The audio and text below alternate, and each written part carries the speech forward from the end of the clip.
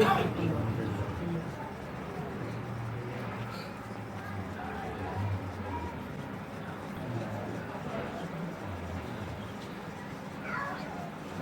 الله ونعم الوكيل، نعم المولى ونعم النصير. أعوذ بالله من الشيطان الرجيم. بسم الله الرحمن الرحيم. الحمد لله الذي هدانا لهذا وما كنا لنهتدي لولا أن هدانا الله.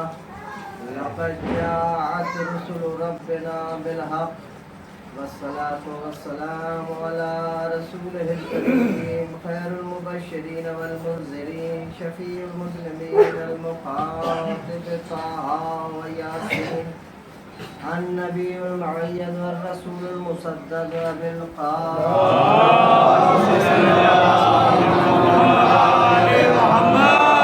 والصلاة والسلام على آله الطيبين الطاهرين المعصومين المظلومين من لعنة الله على أعدائهم وقتلتهم وغاصبي حقوقهم أجمعين من لعنة إلى يوم الدين. أما بعد فقط قال امام صادق علیہ السلام تین قبر الحسین علیہ السلام شفاء.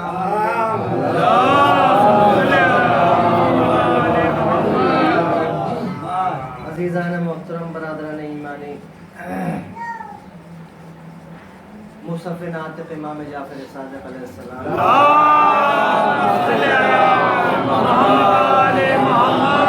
حدیث پاک نبی کے چھٹے جانشین نے ارشاد فرمایا کہ حسین کی قبر کی مٹی شفاؤن من کل دائین، ہر مرض کے لیے دوا ہے، ہر مرض کے لیے شفا ہے. کل امراض کی دوا کا نام ہے خاک شفا. عزیزان محترم، یہ کون فرما رہا ہے؟ یہ وہ فرما رہا ہے جو صادقین میں سچا کہلایا. یہ نبی کا چھٹا جانشین ہے، وہ نبی کے جو وجہ تخلیق کائنات ہے، وہ نبی کے جو خاتم النبیین ہے، وہ پیغمبر کی جس کی کتاب معجزہ خالدہ ہے. عزیزان محترم، وہ نبی کہ جو قدم رکھ دے پتھر کے اوپر تو نقش پا بن جائے، وہ نبی کہ اگر خاک کے اوپر قدم رکھے تو نقش پا نہ بنے، اگر جس گلی سے گزر جائے تو وہ گلی تین دن تک مشک و عنبر کی خوشبو دیتی ہے. وہ پیغمبر کہ جب اگر راستہ میں سفر کرے تو سر کے اوپر ابر کا سایہ جو ہے وہ سایہ فگن ہو جائے. وہ نبی کہ جس کے بور و براس کے اندر مشک و عنبر کی خوشبو آئے. وہ پیغمبر کہ جو کائنات کو شفا بخشنے کے لیے آیا. وہ پیغمبر کہ جو دنیا کو تمام برائیوں سے دور کرنے کے لیے آیا. وہ نبی اس بیٹی سیدۃ النساء العالمین فاطمہ کے دروازے پر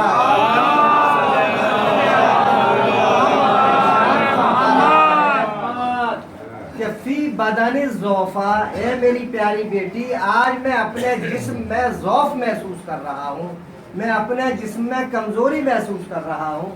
تو پیغمبر خدا نے جب یہ ارشاد فرمایا تو میں عرض کروں گا یا رسول اللہ، ارے آپ کے جسم میں اگر تکلیف ہے، ضعف محسوس کر رہے ہیں تو کسی ڈاکٹر کو دکھائیں، کسی طبیب کو دکھائیں، کسی حکیم کو دکھائیں. یہ فاطمہ زہرا کے دروازے پر آ کر ارشاد فرما رہے فی بدن ضعف، میں اپنے جسم میں ضعف محسوس کر رہا ہوں. تو شاید میرا رسول مجھے جواب دے کہ اے جاہل، تجھے معلوم نہیں ہے، میں قیامت تک کے مسلمانوں کے لیے بتانا چاہتا ہوں کہ میری بیٹی کا دروازہ وہ دروازہ ہے جو کل کائنات کی دوا اس دروازے سے فرمایا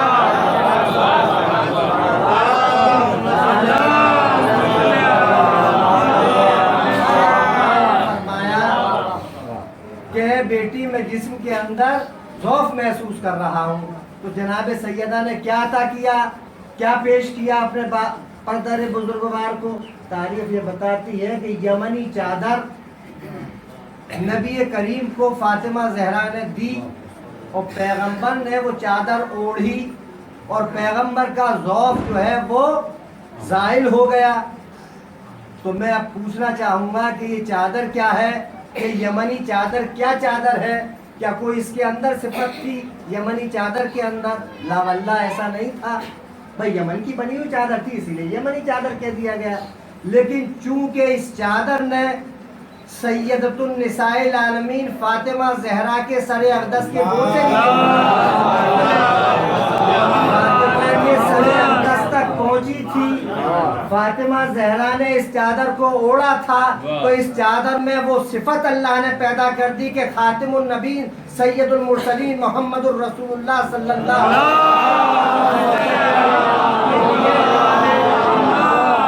روز دور کرنے کا باعث بنی عزیزان محترم۔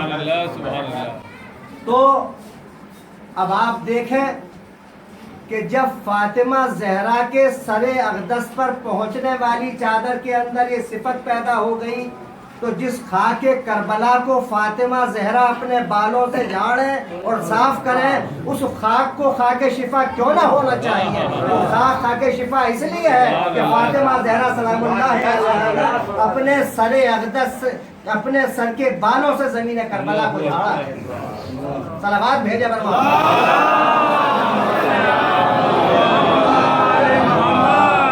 زاویے سے کربلا کی جو مٹی ہے، کربلا کی جو خاک ہے، وہ خاک شفا ہے۔ جناب ابراہیم خلیل خدا نے کعبہ بنایا، حکم ہوا کہ میرے خلیل کعبے کی تعمیر کرو۔ جناب خلیل اور جناب ذبیح خدا حضرت اسماعیل دونوں باپ اور بیٹے، دونوں نبی ہیں، دونوں معصوم ہیں، دونوں جو ہے خانہ خدا کو بنا رہے ہیں، تعمیر کر رہے ہیں۔ میں کہوں گا اے خلیل اللہ، ارے یہ امت والے موجود ہیں، یہ امت والوں کو حکم دیجئے کہ کعبہ بنائیں۔ یہ آپ تپتے صحرا میں، تمازت آفتاب میں دونوں معصوم لگے ہوئے ہیں، تو شاید خلیل خدا پلٹ کر کہیں کہ ارے تجھے معلوم نہیں ہے یہ وہ خانہ خدا بنایا جا رہا ہے جس میں میرا پوتا علی ابن ابی طالب کی ولادت ہوگی، اس میں کسی غیر معصوم کا ہاتھ نہیں لگنا چاہیے، یہ وہ ہستی آنے والی ہے اس خانے میں، زچا خانہ علی بنے گا، اس لیے غیر معصوم کا ہاتھ نہیں لگ سکتا۔ صلوات بھیجو۔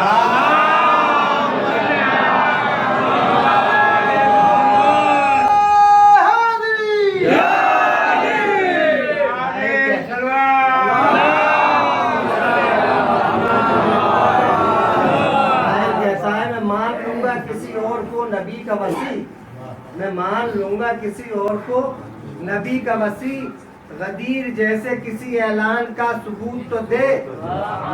علی کے باپ کو کافر بتا رہا ہے مگر علی کے باپ کو کافر بتا رہا ہے مگر تو اپنے باپ کی ایمان کی دلیل تو دے۔ معلوم یہ ہوا عزیزان محترم کہ جو علی کا دشمن ہے وہی جناب ابو طالب کو کافر بتائے گا، علی کا دشمن نہیں ہے تو کبھی حضرت ابو طالب کو کافر نہیں بتا سکتا۔ تو صلوات بھیجے بر محمد۔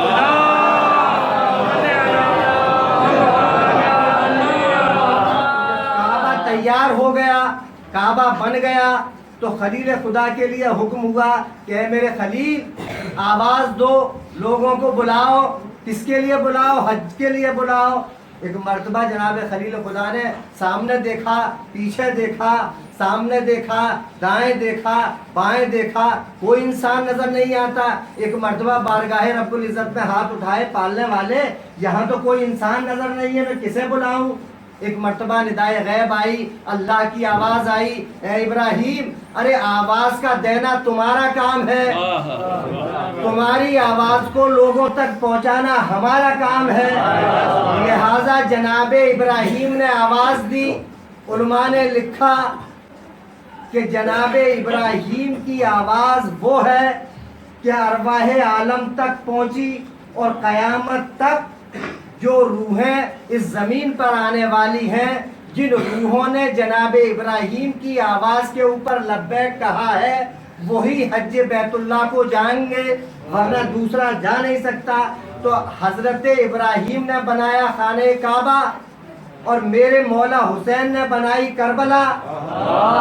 اب عزیزان محترم یہاں ایک بات دیکھنے کی ہے کہ کربلا کیا ہے اور کعبہ کیا ہے۔ بھئی کعبہ وہ ہے کہ جس کی بنیاد میں زمزم کا پانی ہے، کعبے کے بنیاد میں زمزم کا پانی، کربلا کی بنیاد میں فاطمہ زہرا کا لہو۔ تو اب مجھے تو معلوم نہیں، یا تو حضرت ابراہیم جانے یا میرا مولا حسین جانے، اتنا ضرور جانتا ہوں کہ کون افضل ہے کون مفضول ہے، اتنا ضرور جانتا ہوں کہ آب زمزم سے، زمزم کے پانی سے فاطمہ زہرا کا لہو کہیں زیادہ افضل ہے۔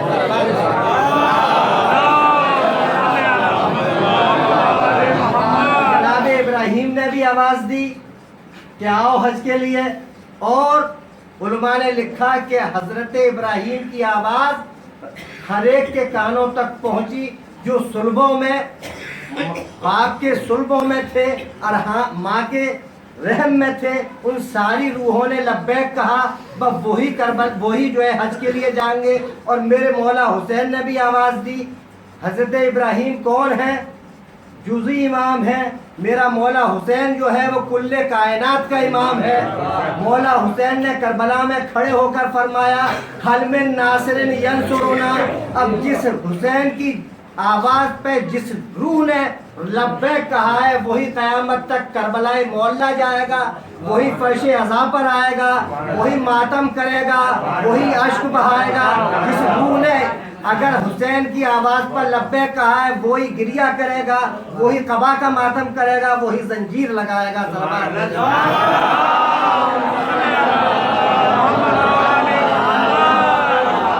حضرت ابراہیم جزئی امام ہے، مولا حسین کل کائنات کے امام ہے۔ سبحان اللہ، واہ واہ واہ۔ کعبہ تو بن گیا عزیزو، کعبہ بن چکا۔ اب کعبہ بن گیا، کربلا بن گئی۔ اس کے بعد حضرت ابراہیم وہ نبی ہیں، تمام انبیاء ما سلف میں یہ ان کا درجہ ہے کہ جناب ابراہیم کے جذبات امتحان بڑھتے رہے، امتحان کے بعد امتحان، امتحان کے بعد امتحان، یہ جذبہ حضرت ابراہیم تمام انبیاء ما سلف میں۔ حضرت ابراہیم کو یہ حق ہے، حق تھا اور جذبہ تھا کہ ہر امتحان میں، تو اب یہ تو کعبہ بنا لیا۔ اب جناب ابراہیم کے تمنا تھی کہ پروردگار میرا کوئی اور امتحان لے، لہٰذا جناب ابراہیم خواب میں پہنچے، خواب کی حالت میں ہیں۔ ایک دن دیکھا کہ میں اپنے بیٹے کو ذبح کر رہا ہوں، دوسرے دن دیکھا کہ میں اپنے بیٹے کو ذبح کر رہا ہوں، تیسرے دن جب یہ دیکھا کہ میں اپنے بیٹے کو ذبح کر رہا ہوں اسماعیل کو، تو قرآن مجید میں آیت آئی، جناب ابراہیم نے اسماعیل سے کہا یا بنیا انی ارا فی المنام، اے میرے پیارے بیٹے میں تجھے دیکھ رہا ہوں کہ راہ خدا میں ذبح کر رہا ہوں۔ تو جناب اسماعیل نے جواب یہ دیا کہ اے بابا جان اگر اللہ کا یہ حکم ہے تو اس پہ آپ عمل کیجئے، انشاءاللہ مجھے صابروں میں سے پائیں گے۔ سلامات بھیجیں،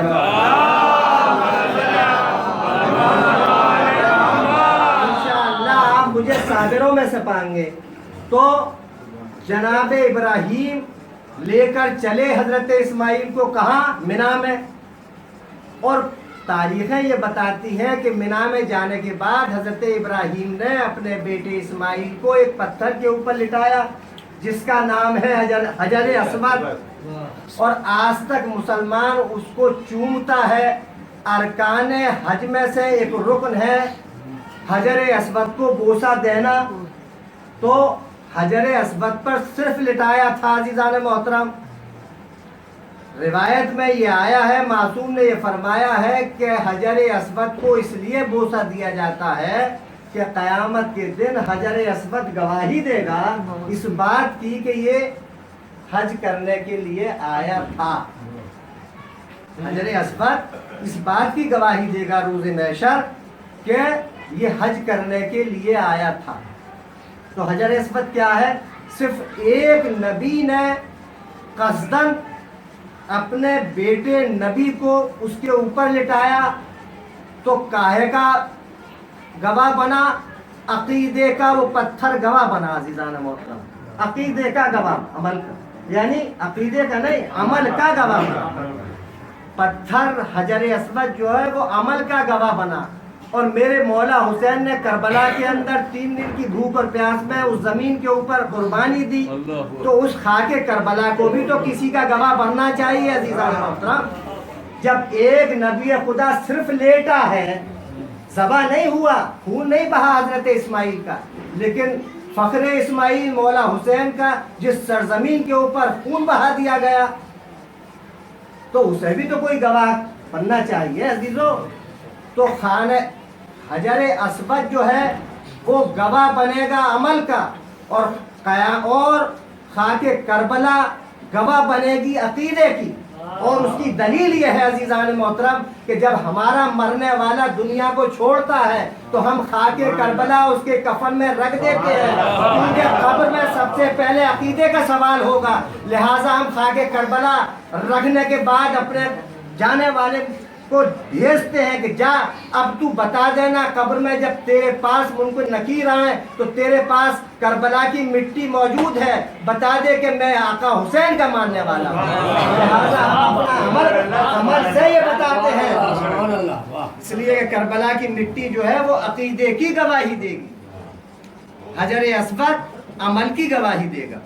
تو عزیزو، امام حسین علیہ السلام نے وہ قربانی دی ہے کہ جس کی وہ مٹی وہ ہے کہ جو جنت کی مٹی ہے۔ خدا کی قسم بحمدللہ ہمیں یہ شرف حاصل ہے، اور جتنا ہم فخر کریں وہ کم ہے کہ مولا حسین کا دامن ہمارے ہاتھوں میں۔ حضرت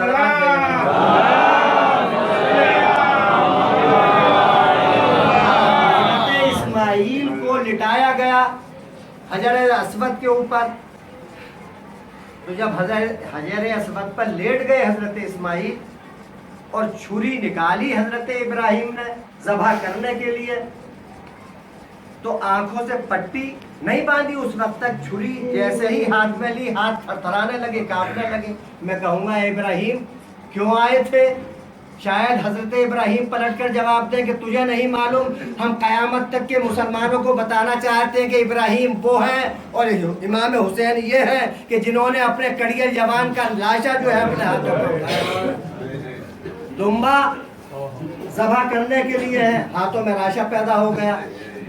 اب سکان سماوات کے اندر ہلچل مچ گئی، پالنے والے تیرا خلیل جو ہے اپنے بیٹے کو ذبح کر رہا ہے۔ اللہ کا حکم ہوا جبریل کو، جبریل جاؤ اور چشمے زدن میں جاؤ اور فوراً جو ہے حضرت اسماعیل کو ہٹاؤ اور دمبا لے کر جاؤ، دمبا ذبح ہوگا۔ میں یہ کہوں گا کہ بھائی یہ بتاؤ دمبا کہاں سے آیا؟ کہا جنت سے۔ مسلمان سے پوچھو دمبا کہاں سے آیا؟ بھائی جنت سے۔ ہر مسلمان کہے گا کہاں سے آیا؟ جنت سے۔ بھائی جنت میں یہ کوئی منڈی ہے دمبے کی؟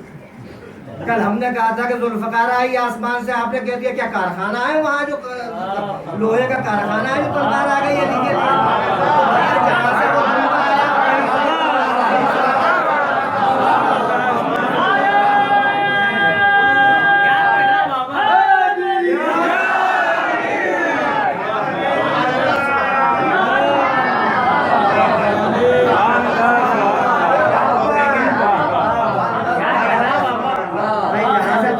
دیکھیے نہ تو منڈی کی ضرورت ہے دمبے کے لیے اور نہ کارخانے کی ضرورت ہے تلوار کے لیے، وہ خالق کائنات ہے، کن فیکن کا مالک ہے۔ ادھر اس نے کہا کن اور کام ہو گیا، اللہ نے حکم دیا جبریل کو دمبا لے کر آئے۔ اب کتنی دیر میں آئے کہ جناب ابراہیم کے ہاتھ میں چھری لگی ہوئی ہے، اب دمبے کو بھی لٹانا ہے، اسماعیل کو ہٹانا ہے، اتنی دیر میں آسمان سے لے کر آ رہے ہیں۔ ہم کہا بھائی جبریل اتنی تیز رفتار سے کیسے آئے؟ آ گئے کہ ہاں آتے نا تو اسماعیل بچ کیسے جاتے؟ معلوم یہ ہوا کہ نور کی کوئی رفتار کا تعاقب نہیں کر سکتا عزیزان محترم۔ اب ہم جب یہ کہتے ہیں کہ یا علی مدد تو آپ کو اعتراض کیوں ہوتا ہے؟ بھائی ہم نے کہا یا علی مدد تو نجف سے علی آ گئے، جیسے کہ جبریل امین چشمہ زدن میں دمبا لے کر آ سکتے ہیں جو شاگرد ہیں، تو اس شاگرد کا استاد اگر یا علی کہا تو کیسا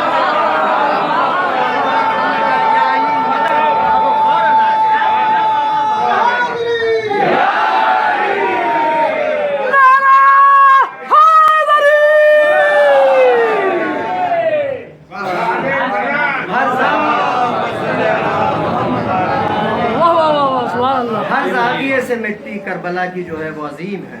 خدا کی قسم بحمدللہ ہمارا بہت، دیکھیے ایک واقعہ بتا امام محمد باقر علیہ السلام،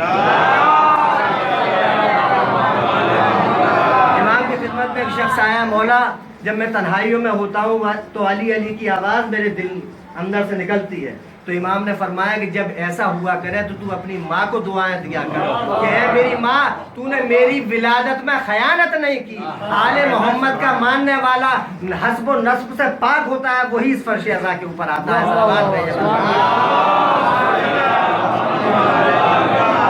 محترم یہ ہے خاک کربلا، اور مولا حسین کی شان وہ ہے، خدا کی قسم مولا حسین کا جس نے دامن تھاما اس دنیا میں بھی کامیاب ہے انشاءاللہ۔ آپ دیکھیں کہ جب دار دنیا میں آپ نے قدم رکھا، دنیا کے اندر آپ تشریف لائے، تو فطروس و دربائیل و جتنے کتنے فرشتے تھے جو آپ سے نجات پائے آ گئے۔ تو ایک سوال یہ پیدا ہوتا ہے عزیزان محترم، میں نوجوانوں کے لیے عرض کیا کرتا ہوں، بزرگ لوگ سے زیادہ جانتے ہیں کہ آخر امام حسین علیہ السلام ہی کی ولادت پر کیوں آیا فطروس؟ بھائی پنجتن پاک کی آخری فرد ہے امام حسین علیہ السلام، آپ سے پہلے تو 4 تن اور دنیا میں آ چکے ہیں، خاتم المرسلین حضرت محمد مصطفیٰ سیدۃ النساء العالمین بی بی فاطمہ زہرا سلام، مولائے کائنات امیر المومنین مجتبیٰ علیہ السلام، افراد آ چکے، اور فطروس رسول خدا کی ولادت پہ بھی مغضوب ہے، جزیرے میں پڑا ہوا ہے، مولا علی کی ولادت پہ بھی جزیرے میں پڑا ہوا ہے، مغضوب الہی ہے، بی بی سیدہ اور امام حسن کی ولادت پہ بھی مغضوب الہی پڑا ہوا ہے۔ تو وجہ کیا ہے آخر کے امام حسین علیہ السلام کی ولادت ہی پہ کیوں آیا فطروس؟ تو عزیزو اس کی وجہ خاص یہ ہے کہ امام حسین علیہ السلام کی ولادت سے پہلے یہ اعلان نہیں ہوا تھا کہ وسیلہ نجات کا وسیلہ عام کون ہے۔ جب مولا حسین کی ولادت ہوئی تو سکان سماوات عرش کے اور عرش میں اور فرش میں یہ اعلان ہوا فرشتوں کے ذریعے سے کہ آج وہ آ گیا ہے جو کائنات کا نجات دہندہ ہے، جسے چاہے وہ حسین سے آ کر جو ہے اپنی شفاعت کو نجات حاصل کرے۔ تو عزیزو آپ دیکھیں کہ گہوارہ حسین سے کوئی تاریخ نہیں بتاتی، کوئی کتاب نہیں لکھتی، ہر مورخ نے یہ لکھا کہ جب مولا حسین کی ولادت ہوئی تو فطروس نے اپنے جسم کو مولا حسین کے جسم سے ٹچ کیا ہو، بس کیا ہو، ایسا نہیں ہے، لا واللہ ہر مورخ نے یہ لکھا کہ مولا حسین کے گہوارے سے مس ہوا فطروس اور بالوں پر اللہ نے عبیدہ کر دیا۔ آخر کیا وجہ ہے؟ یعنی آج کے منافقوں کے فتوے کے لیے اللہ نے قیامت تک کے لیے فیصلہ کر دیا کہ اس لکڑی کے تختوں میں جو حسین کا گہوارہ ہے اس نے وصف پیدا کر کے یہ بتا دیا کہ قیامت تک یاد رکھو آج حسین کا گہوارہ اس کو نجات دے رہا ہے فطروس کو، کل حسین کا تعزیہ جو ہے جو لکڑی کا بنا ہے حسین کے ناطے والوں کو قیامت تک نجات دے گا۔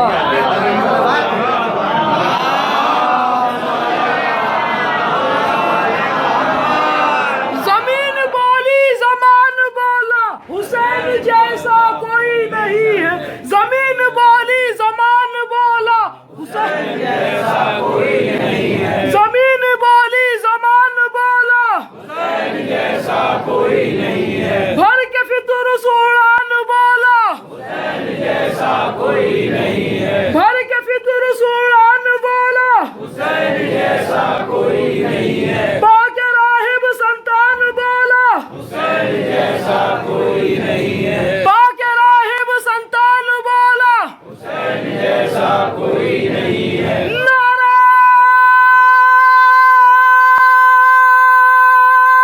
حیدری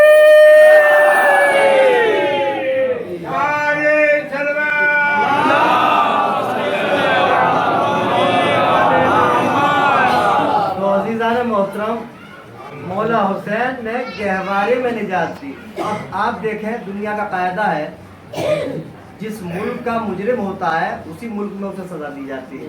तो हिंदुस्तान का मुजरिम है तो हिंदुस्तान गवर्नमेंट ही तो उसको सजा देगी, और चाहेगी तो बहाल कर देगी, आज़ाद कर देगी, निजात दे देगी। ये कहीं ना देखा होगा आपने कि एक मुल्क का मुजरिम दूसरे मुल्क में जाकर निजात पाए। अरे फतरुस ने कहाँ सजा मिली? फतरुस को आसमानों पर। जुर्म कहाँ किया? आसमानों पर। और निजात कहाँ मिली? मौला हुसैन के जरिए से इस जमीन पर। यानी हुसैन ने ये बता दिया कि कायनात का इख्तिदार मेरे हाथ में है। वहाँ का मुजरिम को यहाँ आज़ाद करके बता दिया कि मैं कायनात का मालिक हूँ, मैं चाहूँ तो यहाँ। तो जब फतरुस को वहाँ के मुजरिम को यहाँ जो है आज़ाद किया मौला हुसैन ने, तो हम जैसे गुनहगारों की निजात क्यों ना इमाम हुसैन।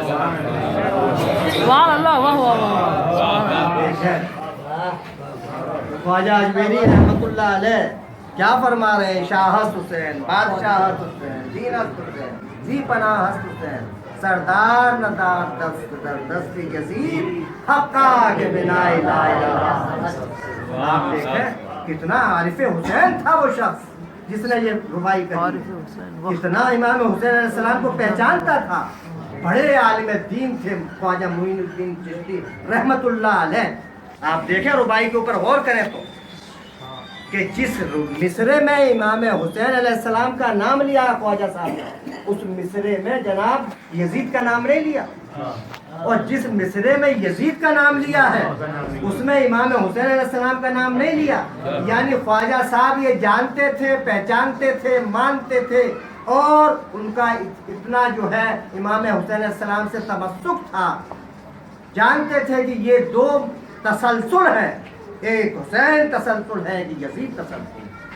हुसैन उस तसलसल का नाम है जो हुसैन तहारतों का तसलसल है, हुसैन निजाबतों का तसलसल है, हुसैन तहारतों का तसलसल है। लिहाजा और यजीद जो है वो निजासतों का तसलसल है, यजीद खबासतों का तसलसल है। लिहाजा जनाब ख्वाजा मुईनुद्दीन चिश्ती ने हर अलग अलग मिसरे कहकर ये बता दिया कि खबासत और निजासत और तहारत एक जगह नहीं इकट्ठी हो सकती। ख्वाजा साहब ने मिसरे रुबाई अदा करके ये बता दिया कि इमाम हुसैन अलैहिस्सलाम की ज़ात वो ज़ात है कि जिसे अल्लाह तबारक व तआला जल्ले शानहू जिससे इतनी मोहब्बत करता है कि जिसके लिए अल्लाह ने अपने जिब्रील को झूला झुलाने के लिए भेज दिया। सलावत भेजा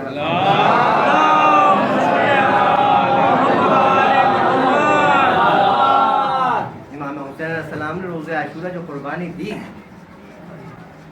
और हज़रत अली असगर को राह खुदा में जब पेश किया, और आप जानते हैं कि जो चुल्लू में इमाम हुसैन अलैहिस्सलाम ने खून लिया हज़रत अली असगर के तीर लगने के बाद, तो आपने आसमान की तरफ फेंकना चाहा, तो आसमान ने आवाज़ दी कि मौला हुसैन अगर ये एक कतरा जो है आपका खून नाहक का मेरी तरफ आ गया तो क़यामत तक एक कतरा पानी का जो है ज़मीन पर न बढ़ सके। ज़मीन पर फेंकना चाहा तो ज़मीन से आवाज़ आई कि मौला अगर ये खून नाहक अली असगर का मेरे ऊपर आ गया तो एक दाना नाज का जो है वो क़यामत तक न पैदा होगा। तो इस मौके पर जॉर्ज जैकब नाम का ईसाई मवर्रिख, जॉर्ज जैकब ईसाई मवर्रिख ये तहरीर करता है कि मौला हुसैन का पूरी कायनात के ज़ीरू के ऊपर ये बड़ा एहसान है कि रोज़े आशूर से आज तक हुसैन के हाथों से कायनात के लिए रिस्क बन रहा है। हुसैन का रिस्क कायनात का हर इंसान खा रहा है कि अगर हुसैन ज़मीन पर खून अली असगर डाल देते तो क़यामत तक एक दाना न पैदा होता। यानी वो ईसाई मवर्रिख ये इकरार कर रहा है कि इमाम हुसैन अलैहिस्सलाम कायनात के राज़िक़ है, रिज़्क़ अता करने वाले। सलावत भेजे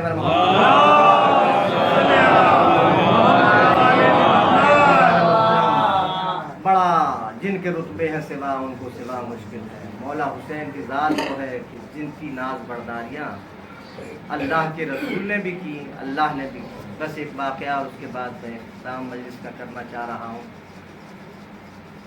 कि रसूल खुदा सल्लल्लाहु अलैहि वसल्लम के अंदर तशरीफ़ फरमा है और एक शिकारी जो है वो अपनी हिरनी लेकर मशहूर वाक़या है लेकिन मैं दोहरा रहा हूँ रब्ते मसाइल। مشہور واقعہ ہے. رسول بیٹھے ہوئے ہیں مسجد میں, ایک صیاد آیا, ایک شکاری آیا, اور اس نے ایک بچہ یاہو رسول خدا صلی اللہ علیہ وسلم کے سامنے پیش کیا. نبی کریم نے اپنے بڑے نواسے امام حسن علیہ السلام مسجد میں تشریف فرما تھے. وہ بچہ یاہو, ہرنی کا بچہ جو ہے, آپ نے انہیں دے دیا. مولا حسن جو ہے اس بچے کو لے کر بیت الشرف کے اندر داخل ہوئے تو مولا حسین نے دیکھا, کہا کہ بھیا یہ کہاں سے لائے ہو؟ ارشاد فرمایا کہ بھیا حسین, میں نانا رسول خدا صلی اللہ علیہ وسلم سے لے کر آیا ہوں. بس تاریخ یہ بتاتی ہے کہ مولا حسین جو ہے مسجد نبوی کی طرف دوڑے اور آئے, دیکھا کہ نبی کریم صلی اللہ علیہ وسلم تشریف فرما.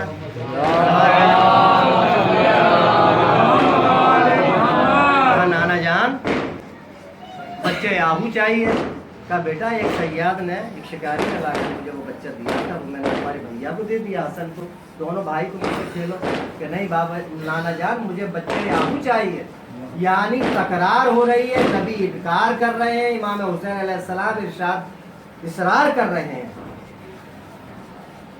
تاریخ یہ بتاتی ہے کہ ابھی ابھی یہ ممکن تھا کہ امام حسین علیہ السلام کی آنکھوں سے آنسو جاری ہوں کہ ایک جنگل کی ہرنی ایک بچے کو چھوٹے سے کو لیے ہوئے دوڑی ہوئی مسجد نبوی کے اندر اور اپنی زبان بے زبانی سے رسول مقبول کے پیروں کے اوپر اپنے منہ کو رگڑ رہی ہے اور اپنی زبان بے زبانی سے کہہ رہی ہے یا رسول اللہ میرے 2 بچے تھے, ایک بچے کو تو شکاری شکار کر کے لے گیا, اس بچے کو میں صحرا میں دودھ پلا رہی تھی کہ ندائے غیب آئی, اللہ کی جانب سے مجھے حکم ہوا کہ اے ہرنی جلد سے جلد تو خدمت رسول میں جا کر اپنے بچے کو پیش کر دے, اس لیے کہ حسین کا نبی کا نواسا حسین جو ہے وہ بچے یاہو کے لیے بے قرار ہے. عزیزو آ کے اس نے پیش کیا. یہ ہے اللہ کے نزدیک امام حسین علیہ السلام کا مرتبہ اور نبی کریم صلی اللہ علیہ وآلہ وسلم کے نزدیک کہ اللہ نے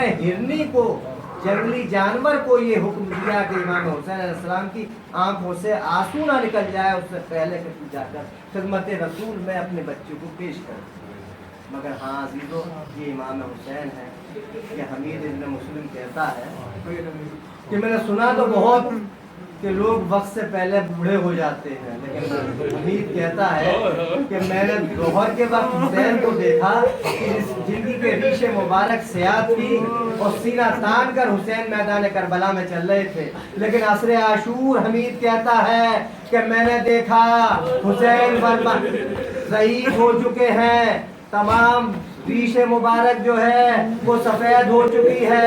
کبھی کہتے ہیں اینا اینا حبیب ابن مظاہر, اینا اینا ابن مسلم ابن اوسجا اجرکم اللہ, آپ کے آنکھوں میں آنسو آ گئے. محل مجلسی یہ ہے عزیزو, فضائل کتنے بھی بیان کر دیے جائیں لیکن اس مجلس عزا میں بالکل مستند بات ہے. کہیں بی بی کی سواری ضرور ہے, اس طرح سے رو کہ جس طرح سے کسی جوان کے اوپر کڑیل جوان کے اوپر ماتم کیا جاتا ہے. جناب سیدہ پرسہ لینے کے لیے آئے. عزیز و امام حسین علیہ السلام کا امتحان ختم ہو چکا, اب بیویوں کا امتحان شروع ہو رہا ہے. ارے روایت میں ملتا ہے کہ لٹا ہوا قافلہ امام حسین علیہ السلام کا سر جو ہے نوکے نیزہ کے اوپر بلند ہے. روایت میں ملتا ہے کہ قولی ملعون کے ہاتھ میں وہ نیزہ ہے جس پر کہ سر امام حسین علیہ السلام ہے. ایک مرتبہ ملعون کے ہاتھ سے نیزہ جو ہے چھوٹتا ہے اور زمین کے اندر گڑ جاتا ہے. بارہا ظالموں نے چاہا کہ نیزہ جو ہے وہ زمین سے اکھاڑ لیا جائے, لیکن روایت یہ بتاتی ہے کہ مجبور ہو گئے جب ملعون, تو شمر ملعون تازیانہ لے کر سید سجاد کی طرف بڑھا. ارے کہتا ہے سید سجاد ارے یہ بتاؤ کہ تمہارے بابا کا سر آگے کیوں نہیں بڑھتا. ایک مرتبہ ہاتھوں کی ہتکڑیاں سنبھالی, پاؤں کی بیڑیاں سنبھالی, ایک مرتبہ سر حسین کی طرف مخاطب इत्तिबा में सज्जाद हुए। फरमाते हैं ए बाबा सही ए बाबा, अरे आपके बेटे में इतनी अब सकत नहीं है, इतनी ताकत नहीं है जो शिमर के ताजिया ने खाए। अरे वजह बताओ कि किस लिए आपका सर आगे नहीं बढ़ता। अरे सने बुरीदा से हुसैन की आवाज आई, ए बेटा सैयद सज्जाद, अरे मेरी प्यारी सकीना ऊंट से गिर गई है, जब तक सकीना ना आ जाएगी उस वक्त तक मैं आगे ना बढ़ूंगा। एक मर्तबा बीबी ज़ैनब ऊंट से नीचे उतरी, देखा, इधर आवाज दी, बेटा सकीना, ऐना ऐना सुकैना, अरे बेटा सकीना कहाँ हो। एक मर्तबा बीबी ज़ैनब ने देखा कि खजूर के दरख्त के नीचे एक मौज़मा सकीना को लिए बैठी है। बीबी ज़ैनब करीब गई, फरमाया ए बीबी, अरे आपके ऊपर लाखों सलाम, आपने इस बच्ची के ऊपर बड़ा रहम किया। जब से इसका बाबा शहीद हुआ है उस वक्त से सिवाय तमाचों के इस बच्ची को कुछ ना मिला। एक मर्तबा बीबी फातिमा ज़हरा ने नकाब को उल्टा, फरमाया ए ज़ैनब, अरे तूने ना पहचाना, तेरी दुखियारी माँ अरे ज़ैनब है। ये लुटा हुआ काफिला दरबारे यजीद तक पहुंचता है। दरबार के करीब ये काफिला रोका जाता है, इसलिए कि मलून के दरबार की सजावट नहीं हुई है। अजरुकुम अल्लाह, खुदा किसी गम में न रुलाए सिवा गम इमाम हुसैन अलैहिस्सलाम के। अज़ादारान इमाम जब दरवाजे यजीद के महल के दरवाजे पे अहले हरम को रोका गया, एक मर्तबा कुछ घंटों के बाद शिमर मलून कहता है कि कैदियों दरबार में चलना होगा। एक मर्तबा बीबी ज़ैनब को जलाल आ गया। अरे वो ज़ैनब के बाजारों को शाम में गिराई गई, तशहीर हुई, लेकिन खामोश रही। एक मर्तबा ज़ैनब फरमाती हैं ए शिमर, अरे ला वल्लाह हम हरगिज़ जो है दरबार यजीद में न जाएंगे, न मालूम यजीद के दरबार का क्या हाल था जो बीबी ने इनकार फरमाया। एक मर्तबा जबर ले जाना चाहता है। बीबी ज़ैनब फरमाती हैं ए उम्मे कुलसूम, ए रुकैया, ए रबाब, ए फिज़ा, अरे मेरे करीब आओ, मैं इनके लिए बद्दुआ करती हूँ, तुम आमीन कहना। अरे एक मर्तबा ज़ैनब की निगाह कटे हुए सर की तरफ पहुंची, मौला हुसैन के सर अक़दस को देखा कि हुसैन की आंखों से अश्क रवा है। अरे अर्ज़ किया ए माँ जाए, अरे किस लिए रो रहे हो। कटे हुए सर से आवाज आई ए बहन ज़ैनब, अरे मेरी जो है मेहनत रायगा हो जाएगी, इसी तरह से दरबार में चली जाओ।